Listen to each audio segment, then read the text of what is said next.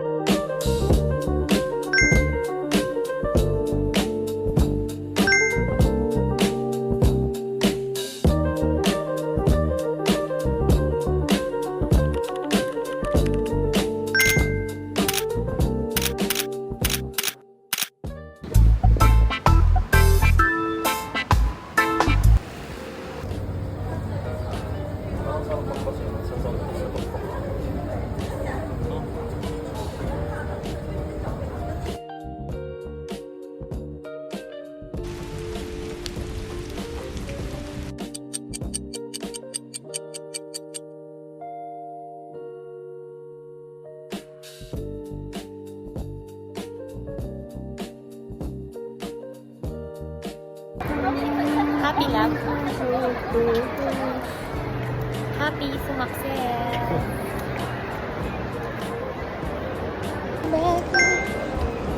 Ay, dito tayo nang galing. Dito tayo.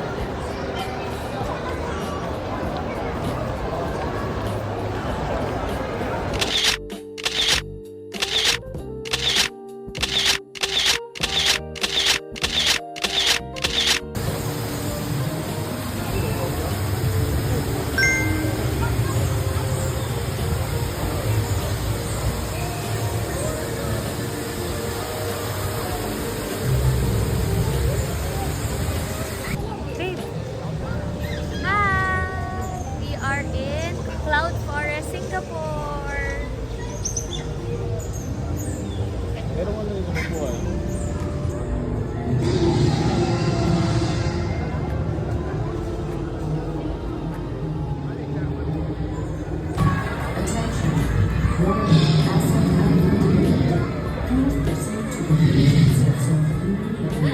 Video naman.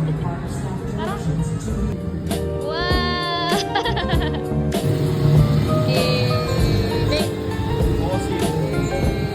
Ano yan?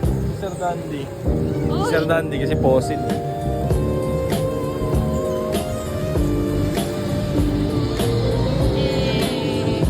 Ingat kami dyan. Kami dyan.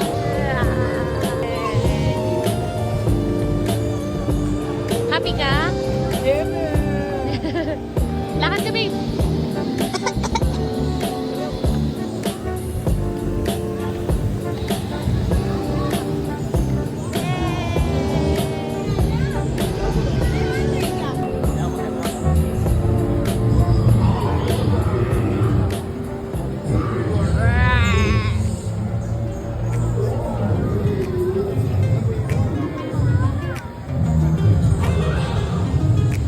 Hindi ko na alam kung ano bibidyoan ko. Let's go na.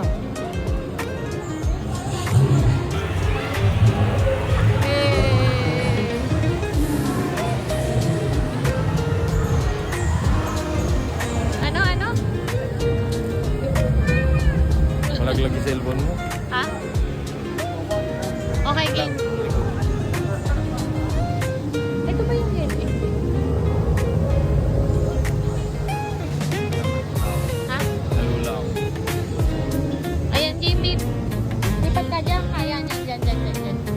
Dyan, ang gundo. Video. Lakad ka papunta dito. Wait lang, tinambal ako ng lula. Huwag ka na kasi tumingin sa baba.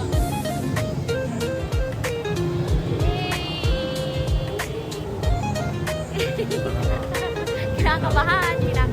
Sobrang. Tingin ka muna sa ilalim. Susuka ako. Bakit? Lakad. Bakit? Tara na. Wow! Sige nga, silipin mo nga kung nasaan ka. Silip. Walang hawakan.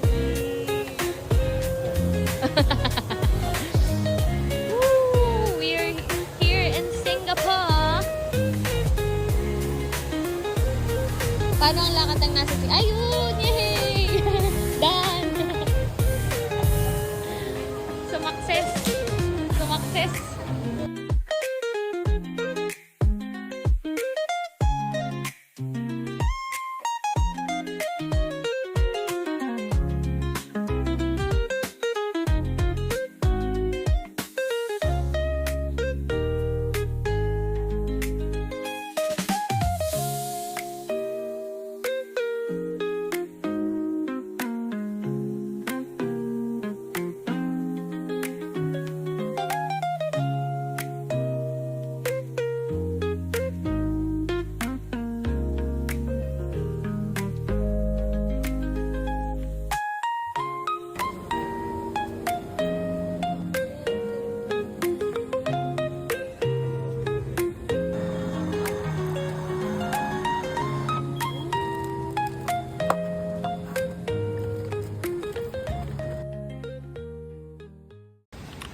Umuulan. Umuulan, pero walang makakapilit pa. Wala ako. So today is December 15, 2025 at bilang saling ket-ket lang tayo dito, maggagala na rin tayo habang nasa training pa si Jake. Ang itinerary ko talaga ay hanapin ang Orchard Library. Unfortunately, pagdating ko dito may event sila at June pa daw ang resume ng kanilang operation. Sayang, ang ganda pa naman ang loob ng library na to. Anyway, hindi dapat masira ang ating araw dahil nag-aura na tayo at nagdala pa ako ng tripod. So naghanap ako ng magandang spot para sa mga picture taking before ako pumunta sa Chinatown. By the way, sobrang accessible talaga ng MRT nila dito dahil kahit saan mo gustong pumunta, basta marunong ka magbasa ng mapa ng MRT nila, makakapunta ka. As in, ang ganda ng transportation nila. So here we go, nasa Chinatown na ako at nag-explore na rin ako dyan. Hanap ng mga pampasalubong at nag-picture. Dahil nga mag-isa lang ako, naglakad-lakad lang naman ako. Yun lang.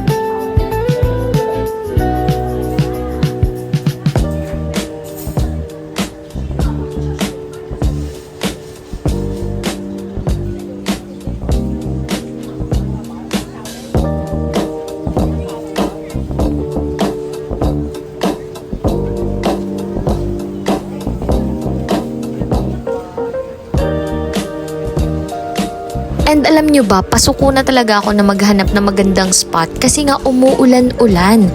Pero salamat sa Panginoon dahil hindi niya hinayaang ma-zero ako that day.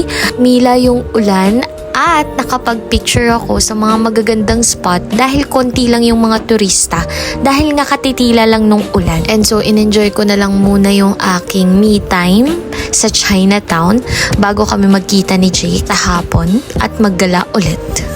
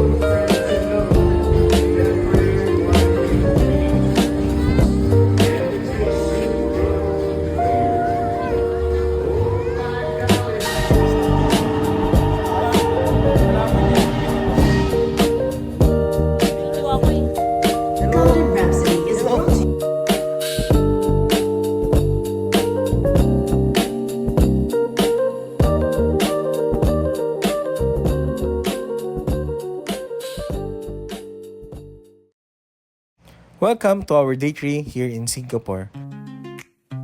After my training, we decided to go to Universal Studio by means of bus as our transportation. Ang original plan talaga ay mag-MRT kami, pero dahil last day na nga namin, sinulit na din namin ang bus. At di naman kami nagsisi dahil habang sa biyahe namin, aliw na aliw yung mga mata namin dahil sa sobrang gaganda ng mga architecture na makikita mo. At again, sobrang ganda talaga ng transportation dito kasi even sa bus, pag sinabi niyang 1 p.m. yung dating mo sa location na pupuntahan mo, 1 p.m. ka talaga makakarating doon. So, 6:30 p.m. ang estimated time of arrival namin sa Vivo City. Doon sa Vivo City, doon kami sasakay ng train papuntang Sentosa kung saan makikita ang Universal Studios. And ang pagpunta sa Sentosa ay may tatlong option. Pwede kayong sumakay ng bus, pwede kayong mag-train. So, yung train is specific for Sentosa. At pwede kayong mag-cable car. Pero dahil nga limited yung time namin at hindi na kami nakapag-book in advance ng cable car, bumili na lang kami ng ticket sa Klook. Only na yon na ride sa Sentosa train. So, yun lang. Let's go!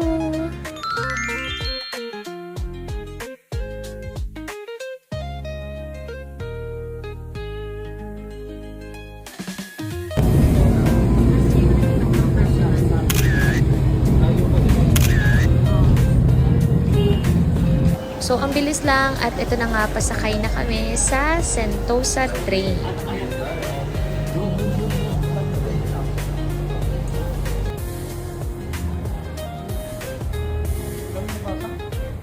May nakalagay dun. Ayan na! Pausok pala mo. Kaya nga lang. Bilas. Nagkabilas ako. Akin ako din naman eh. Ang liit pala nun.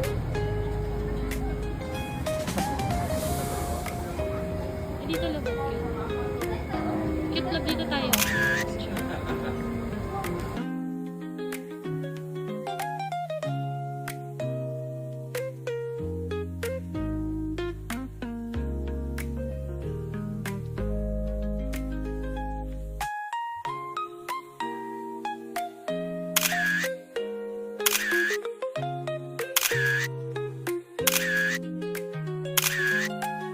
Dahil sobrang late na at marami pa kaming gagawin that night, hindi na kami nakapasok sa Universal Studios o sa Oceanarium. Pero ang saya naman dahil dun pa lang sa labas, busog na talaga yung mata mo. And yung whole place is themed by Wicked. Kaya sa bawat sulok makikita nyo na maraming mga Wicked na characters and spot na pwede nyong pagpicture.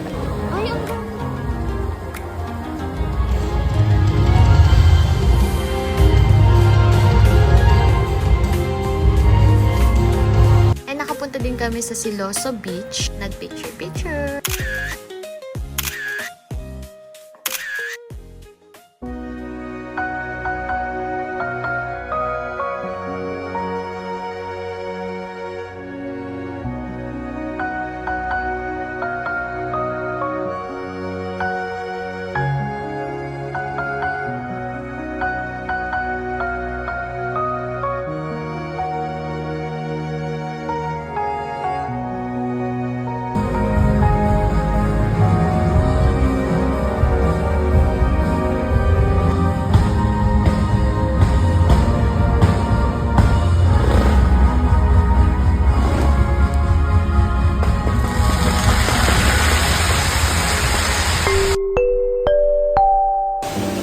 Lamig dito. Parang lahat ng dome dito malamig.